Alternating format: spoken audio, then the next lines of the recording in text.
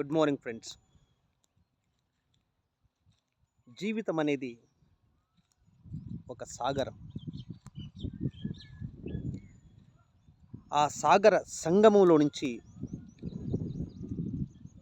మనము స్ట్రగుల్ చేస్తూ, పోరాడుతూ బయటపడాలి. సాగర సంగమమే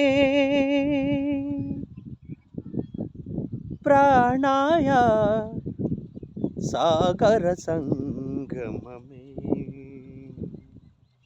కలలే హలాలై ఎగసిన కడాలికి, కలలే అలాలై ఎగసిన కడాలికి, కలలో ఇలలో కలలో ఇలలో దొరకని కలయిక సాగర సంగమమే ప్రాణాయ సాగర సంగమమే.